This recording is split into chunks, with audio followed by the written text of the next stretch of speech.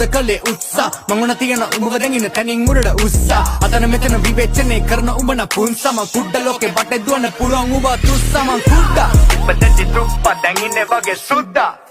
උන් මට කියන්නේ කුඩා පටන් ගත්ත යුද්ධ සෙල්ලම කරනවා සුද්ද ලක්ෂ ගණන් හම්බ කරන කුඩා අලුත් අවුරුද්ද ස්මෝක වෙලා රුද්‍ර ලංකාව හොල්ලපු කුඩා උඹේ ඔය මුද්ද තියාගනි හුද්ද